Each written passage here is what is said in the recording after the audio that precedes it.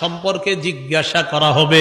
আল্লাহ বলেন অবশ্যই অবশ্যই তোমাদেরকে প্রতিটা নিয়ামতের কথা জিজ্ঞাসা করা হবে।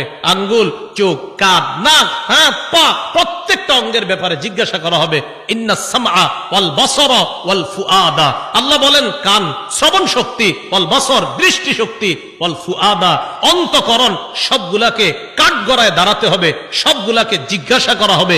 এগুলার ব্যাপারে তোমাকে কাঠগড়ায় দাঁড়াতে হবে, তোমাকে জিজ্ঞাসা করা হবে সঠিকভাবে এগুলা খরচ করছো কিনা। এবার একটা হাদিস শুনেন, বলেন তো নেয়ামতের ব্যাপারে জিজ্ঞাসা করা হবে কিনা? আজকে রাতে ভাত খাইছে, খাবার, রাতের খাবার কারা কারা খাইছেন হাত তোলেন।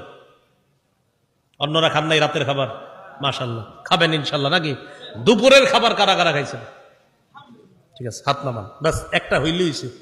এবার হাদিস শোনেন, মুসলিম শরীফের 4208 নম্বর হাদিস, আবু হুরায়রা রাদিয়াল্লাহু তাআলা আনহুর বর্ণনা।